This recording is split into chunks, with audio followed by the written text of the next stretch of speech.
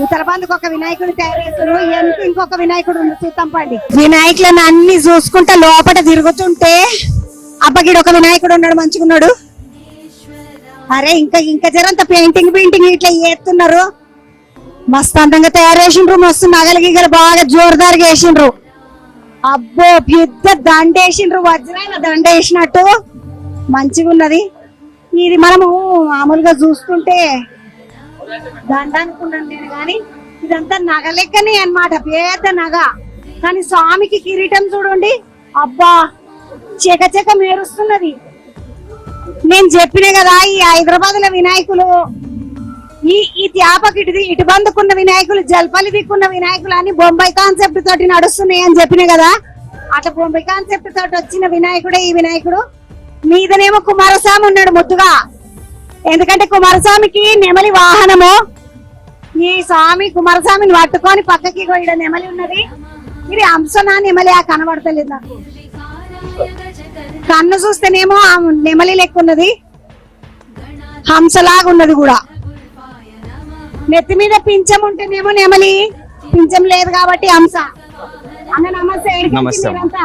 మేము Tarnaka street number 11 నుంచి వచ్చినామమ్మా. ఏం పేరన్నా? నా పేరు హనుమంతు. గత 26 సంవత్సరాల నుంచి మేము పెట్టడం జరుగుతుంది. ఇది 26వ సంవత్సరం. ఈ వినాయకుడు ఈ సంవత్సరం మేము తీసుకోవడం జరిగింది.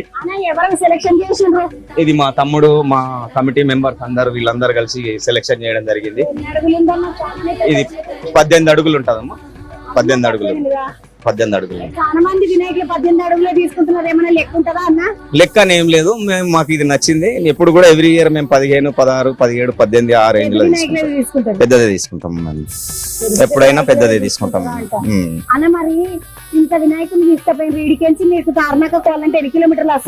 మాకు ఇడికెళ్ళి 30 కిలోమీటర్లు వస్తుందమ్మా. మేము చేరేసరికి దాదాపు ఒక 7-8 గంటల టైం పడుతుంది. అంటే మెల్లగా వెళ్లాల్సి వస్తుంది, రోడ్డు ట్రాఫిక్ అన్ని చూసుకొని వెళ్లాల్సి వస్తుంది.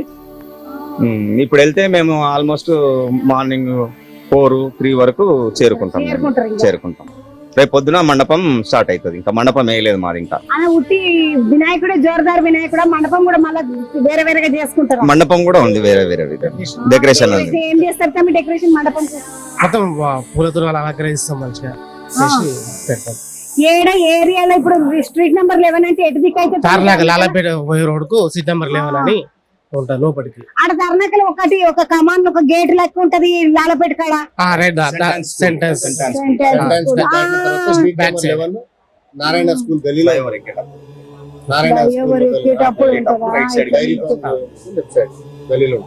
అమ్మో అంత దూరంకి వచ్చిండ్రు తమ్ముళ్ళు అందరు. తామి ఎంత పడ్డది మరి వినాయకుడు? 1,00,000 మళ్ళీ ఫోన్కి కావాలి కదా. ఇప్పుడు ఈడికెంచి పోవాలన్నా, మళ్ళా ఆడికెంచి మళ్ళీ నిమజ్జనంకు పోవాలన్నా, మళ్ళీ నడిమిట్ల కరెంట్ బిల్, మళ్ళీ సపరేట్.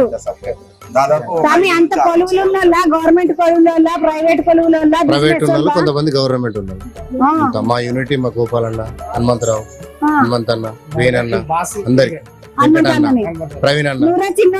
మేడం నేను ఒకటి చెప్పాలనుకునేది ఏంటంటే, మా అన్నదమ్ములకు అందరికి గణేషుని తీసుకుపోతున్నారు.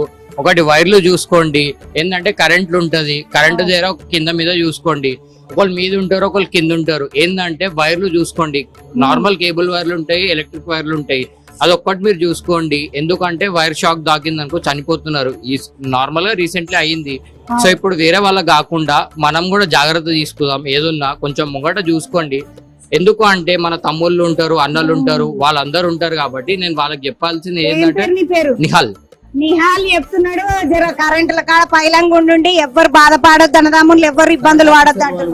కరెంట్ ఆఫీసర్ వాళ్ళు కూడా కొద్దిగా సహకరించాలి. కొద్దిగా ఆఫీసర్స్ వాళ్ళని ఎప్పటికప్పుడు అప్డేట్ ఉండి, పెద్ద భారీ గణేషులు వస్తున్నారు కాబట్టి ఈ ఆఫీసర్లు పిలవగానే వర్షంలో వస్తున్నాయి కాబట్టి జిహెచ్ఎంసీ వాళ్ళు కరెంట్ ఆఫ్ చేసుకుంటే అందరు సేఫ్ సైడ్ గా వాళ్ళ యొక్క మందిరాలకు గణేషులు చేరుకోవడం జరుగుతుంది మేడం. హైదరాబాద్ సిటీలో అందరు కూడా బాగా జరగాలి, గణేష్ పండుగ కూడా బాగా జరుగుతుందని కూడా అనుకుంటున్నాం మేడం. తమ్ముడు నీ పేరేంటి?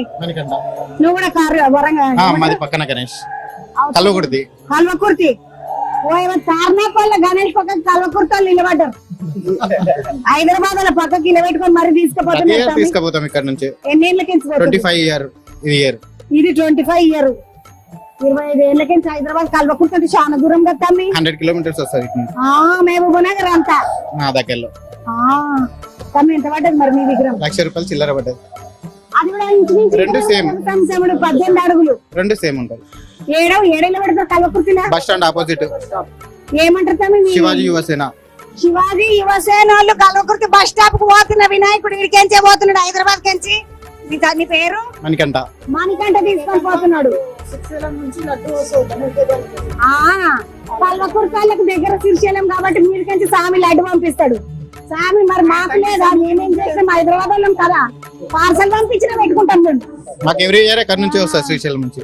ముద్దుగా ఎంత సంతోషం చూడండి. శ్రీశైలం నుండి లడ్డు కూడా వస్తుంది. వాళ్ళ నాయన దగ్గర నుంచి వినాయకునికి లడ్డు వస్తుంది. కల్వకుర్తోళ్ళు తార్నాకోళ్ళు మంచిగా పక్క వినాయకులను తీసుకొని పోతున్నారు. ఇక్కడ వినాయకుని చూసినట్టయితేనేమో వినాయకుని పక్కకు కుమారస్వామి ఉన్నాడు. మళ్ళీ యువతల బందుకు వచ్చి కల్వకుర్తోళ్ళ వినాయకుడిని చూస్తే మంచిగా హంసవాహనం మీద వినాయకుడు కూర్చొని ఉన్నాడు. గద గిద జోరుదారుగా పెట్టుకున్నాడు స్వామి, పెద్ద గద.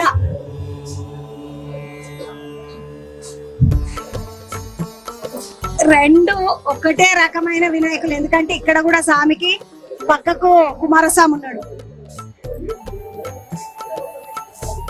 నాడు అవతల బందుకి ఇంకా 2-3 వినాయకులు మంచిగా ఉన్నాయి. పెద్ద పెద్ద వినాయకులు చూసేసేద్దాం పండి.